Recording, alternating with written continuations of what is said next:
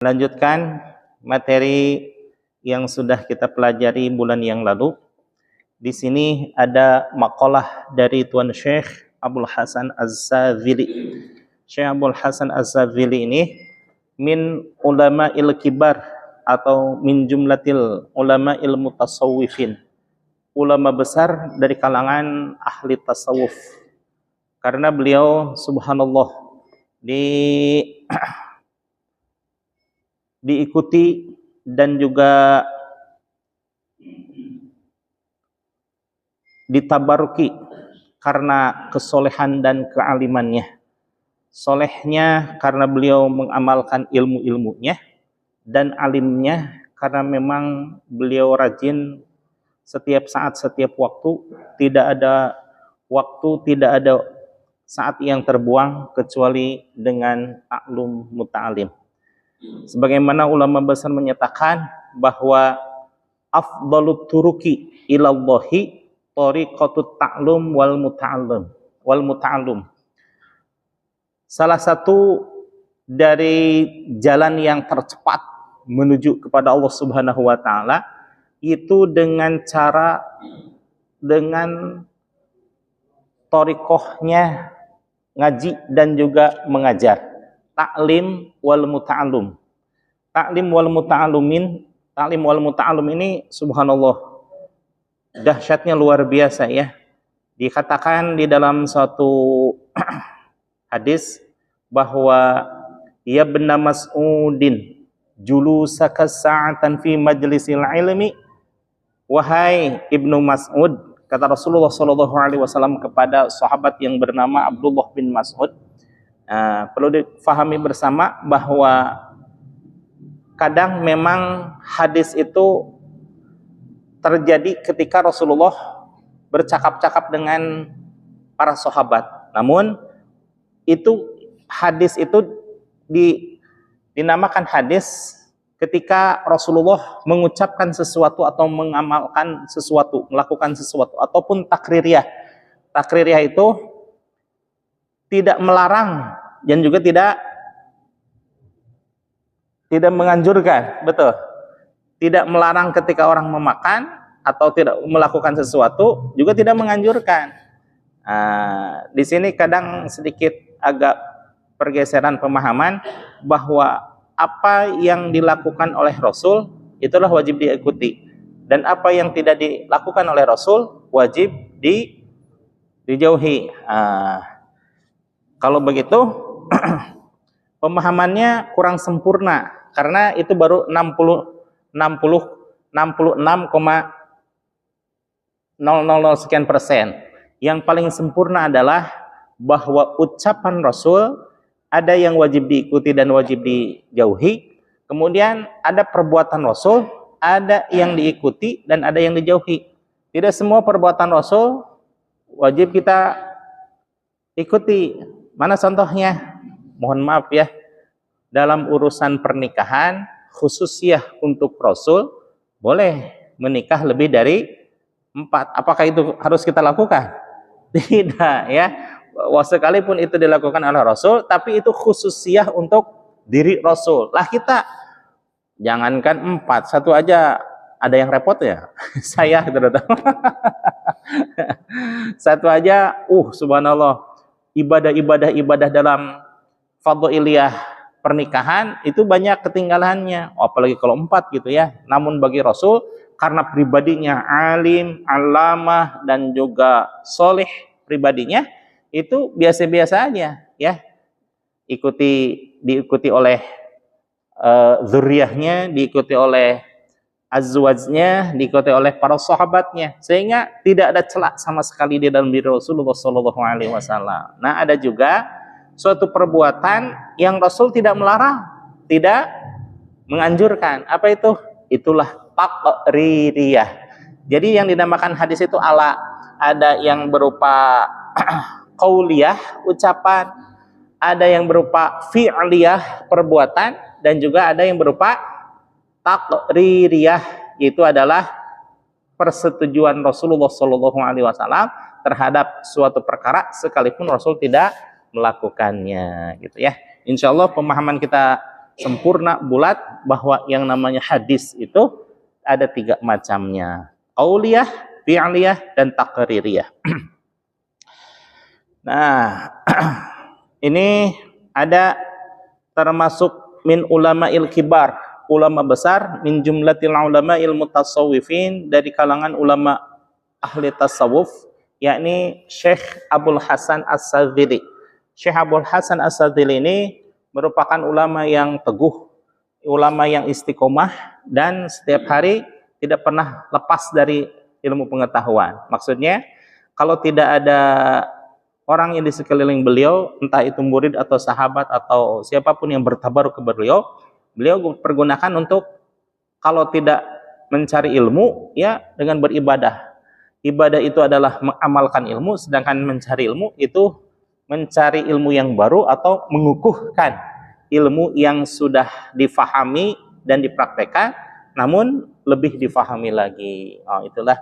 Maka di kalangan ulama ada masyhur ungkapan bahwa afdalut turuki ilallahi tariqatu ta'lum wal muta'allum. Salah satunya Abu Ya Dimyati di Pandeglang gitu ya. Beliau menyatakan dalam bahasa Sunda, thariqah aing mah cenah thariqah ngaji. Thariqah saya itu adalah thariqah ngaji. Walaupun ngaji itu semua thariqah juga ngaji ya. Namun beliau membahasakan kepada masyarakat umum, yang penting mengaji gitulah gitu ya. Gitu. Walaupun beliau terkenal dengan Syadziliyah. Syadziliyah itu ini pengikut Syekh Abul Hasan Asy-Syadzili. Bagaimana Al-Qadiri? Al-Qadiri berarti pengamal dari amalan-amalan Tuan Syekh Abdul Qadir Al-Jilani ya. Jangan dibenturkan ya. Saya mah udah aja mengikuti Rasulullah Shallallahu Alaihi Wasallam, bukan seperti itu ya. Kan kita harus memiliki guru, bahwa malam yakun lahu syaikhon fasyaitonu syaikhuhu. Kan ngeri juga ya. Saya Abu Yazid Al-Bustami menyatakan, barang siapa yang tidak memiliki guru, maka setanlah gurunya. Maka kita harus memiliki guru. Bayangkan ya, para atlet-atlet dunia sekelas Jet Li itu memiliki guru. Gurunya salah satunya Jin Wun yang mengajarkan wushu. Kemudian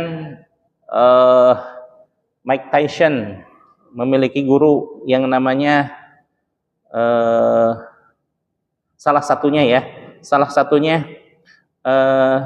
Sir Anderson gitu ya. Dan semua atlet itu memiliki guru. Untuk urusan olahraga saja orang mesti memiliki guru. Kenapa?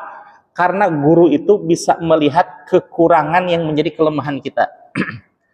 Mungkin bagi Mike Tyson, dengan gaya beliau itu udah sempurna kata beliau. Tapi bagi gurunya itu bisa melihat hatbatan atau kekurangan dari Mike Tyson tersebut. Demikian juga atlet-atlet yang lainnya ya. Kalau tidak memiliki guru, maka dia tidak memiliki penasehat, bisa-bisa ya hancur karirnya ya. Bagaimana dengan kita? Khususnya saya yang sudah malas, sudah bodoh, sudah terbelakang, subhanallah ya. Pokoknya repot aja kalau tidak memiliki guru. Berhubung saya memiliki guru, alhamdulillah ada yang mengingatkan. Bagaimana mengingatkannya? Apakah melalui bisikan-bisikan? Tidak ya. Tidak, tapi melalui qalbu.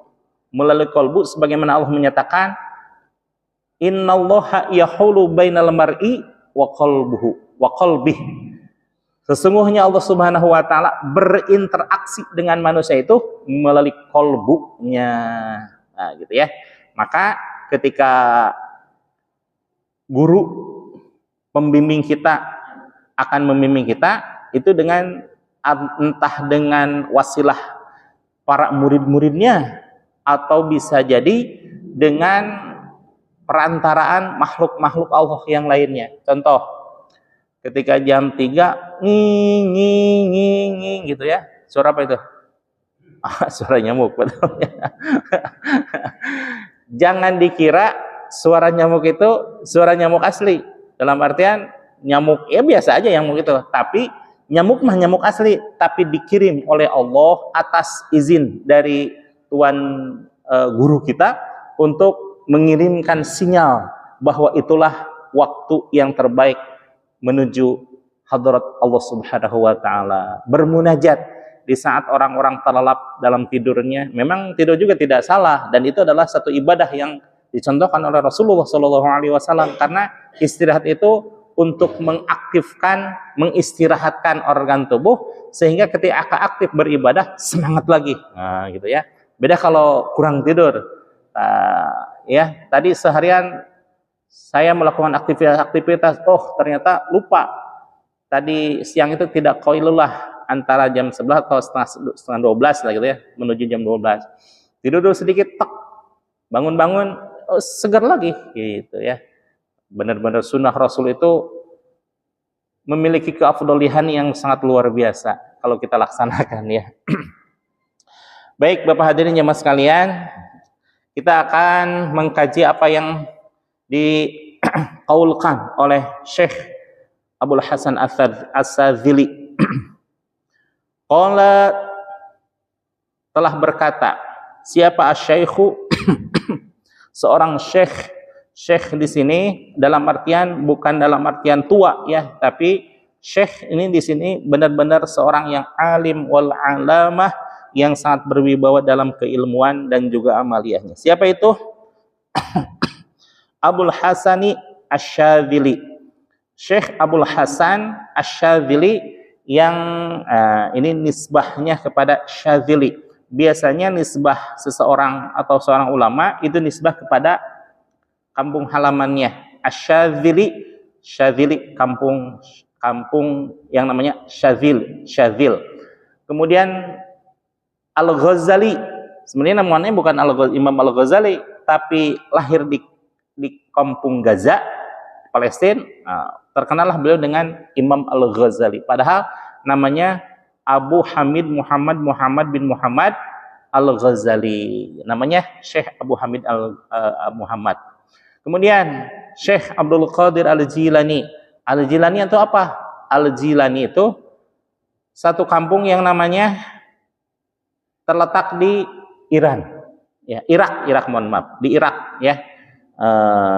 Jadi bacanya ada yang Al-Jailani, Al-Jilani, Al-Ghilani, Al-Gilan gitu ya. Bagaimana lahjah bahasanya. Kemudian An-Nawawi, Syekh An-Nawawi. Imam Nawawi itu bukan namanya Nawawi, tapi kampung Nawa di Damaskus. Lalu bagaimana kalau Syekh Nawawi? Kalau Syekh Nawawi itu bertafaul dan bertabaruk kepada Imam Nawawi yang muhaddits dan mufassir. Beliau mengarang atau menulis kitab tafsir dan menulis kitab hadis. Itulah Imam Nawawi. Kalau Syekh Nawawi itu di Tanara, Banten. Namun meninggal di Makkah Al-Mukarramah gitu ya. Wa qala Abul Hasan As-Sadzili rahimahullahu taala. Min adorri syai'in, termasuk hal yang berbahaya, alal muridina, terhadap murid-murid, yang membahayakan terhadap murid-murid itu, al-iktsar, memperbanyak, minal a'mal, dari amaliyah as-solihati, amal-amal soleh, la'allahu, supaya dia yuhmadu, dipuji, ala dzalika, atas pengamalan amal soleh tersebut. Id la yazdadu, kalau saja tidak meningkat dengan banyaknya amal soleh tersebut, bikathratiha, dengan banyaknya amal soleh tersebut. Id la yazdadu, kalau saja tidak memperbanyak, bikathratiha, menambah ya, izla yazdadu, kalau saja tidak meningkatkan atau menambah, bikathratiha, dengan banyaknya amal soleh tersebut, illa tordan wa maqtan. Illa tordan, kecuali penolakan, wa maqtan, dan juga kemurkaan. Masya Allah, gitu ya. Di antara upaya-upaya setan laknatullah itu memang rayuannya samar, seolah-olah kita memperbanyak ibadah, tapi ibadah itu justru bukan karena Allah, tapi ingin dipuji lah. Tadi illa yuhmadu, kecuali kalau seandainya dia ingin dipuji karena amal solehnya. Masya Allah, gitu ya. Bagaimana sikap kita ketika ingin meningkatkan amal soleh, ketika ingin meningkatkan ilmu pengetahuan, tapi di sisi lain syaitan laknatullah mengupayakan agar keikhlasan kita terkikis habis. Dengan cara apa? Dibisikilah hati kita. Ke masjid sekarang. Di masjid mah banyak orang, banyak tetangga kita, sehingga kalau kita bergaul di masjid, nanti kita akan terkenal sebagai orang yang soleh, sebagai orang yang rajin. Itu mesti ada, gitu ya. Setan mengupayakan agar keikhlasan kita yang tadinya betul-betul karena Allah, dikikis, sehingga lama-lama